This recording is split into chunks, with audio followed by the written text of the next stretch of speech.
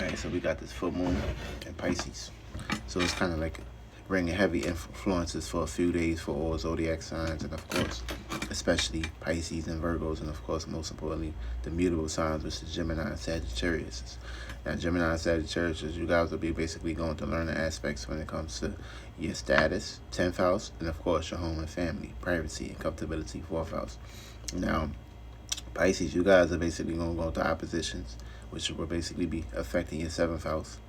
And Virgos, you guys is basically also going through that same situation and scenario too when it comes to your 7th house.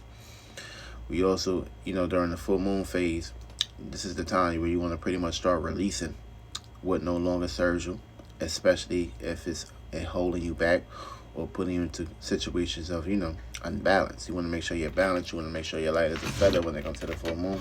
You want to basically be light as a feather throughout your current day, especially dealing with these phases, because you don't want to pretty much put yourself into a circumstance situation of kind of like going through a transformation, which is like leaving the flesh, especially if it's like a catastrophic toxic event. If it's not a natural pure state where of course you're putting yourself into a situation to pretty much rise above your phoenix, then of course then you pretty much put yourself into a vulnerable situation. And when it's a full moon, that's the time where you want to kind of like sit back, relax, and of course charge up, get yourself prepared and open to start receiving what you have basically putting in work towards to, gears towards to, when it comes to the new moon being a Virgo. Feel me? You got a whole month process to pretty much put in work, and of course externalize everything that you pretty much been planting your internal seeds for. So these pretty much can project, and of course you want to pretty much what you do is you astral project, which is you pretty much go with inside yourself, and of course when you come out into reality, you astral travel, you go through that experiences, you expand with that.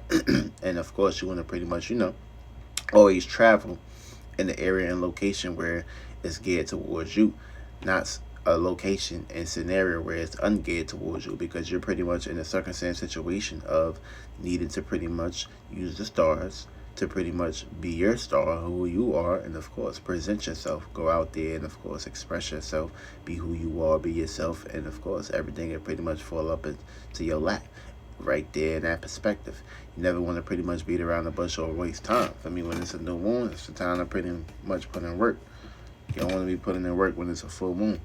When the full moon, something's full, that means nothing else can pretty much go into that. That's like having a train station and it's full. Damn well you can't fit at least another 100 people on that train. You gotta wait towards the next train, the new moon train, so you can pretty much keep going through these trains, events, allowing. So yeah, when it comes to these full moon currents, this is the time to sit back, chill, relax, and of course make sure everything is prepared and of course situated out of the way, so you can pretty much have time for yourself. You don't want to be doing things last minute. That's why when it's time to be the new moon waxing phase, you need to go ahead and of course start putting the energy work and start working on yourself and working on the projects that you are aligned towards to, geared towards to. Now, we about to basically get into the houses real fast. We're gonna do the pretty much tarot card reading, and we're also gonna pretty much see what's up with this moon in Aries, because it's gonna basically begin into Taurus too at the moment. But we're gonna start off with the houses real fast. If it comes to the full moon in Pisces in your first house, this is basically being fulfilled when it comes to your personal dreams, your personal imaginations, your personal illusions, and of course your personal delusions. Now what's going to be opposing you is going to basically be the sun, taking your consciousness and how you subconsciously feel about yourself on the inside out of protects. Now these both will be fulfilled in positive aspects if you put in the energy work, and of course if you put in the behind the scenes work when it comes to these perspectives, because you pretty much, when the new moon came, the new moon it needs juice and it needs flow, so you got to balance between Pisces and Virgo in between. Now if you got this in your second house, you're going to be placed into a circumstance situation of being fulfilled when it comes to what you're valuing and your dreams, valuing your dreams, your imaginations, your fantasies, and your illusions when it comes to your safety, security, and of course your way of planting seeds and building towards your maternal. Now, also, if you got this in your third house, it's going to basically be fulfilled when it comes to your way of thinking and communicating and analyzing about your dreams, fantasies, and illusions when it comes to your environment and your surroundings. Now, if you got this in your fourth house, it's going to be basically fulfilled when it comes to your home, family, privacy, and, of course, dreams and fantasies are dealing with home, family, and privacy. You got this in your 5th house. You're going to be fulfilled when it comes to your creativity, your fun, your entertainment, and your enjoyment, and of course, the dreams that are pretty much project those images rain down to your existences. If you got this in your 6th house, you're going to be fulfilled when it comes to your dreams and fantasies dealing with work, health, and routines and consistencies.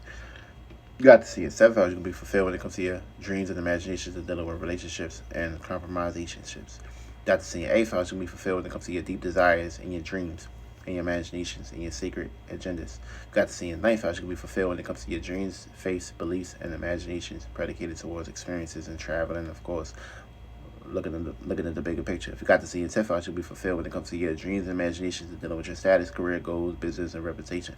Got to see your 11th house, you'll be fulfilled when it comes to your dreams, imaginations, and fantasies dealing with your associations, groups, and friends.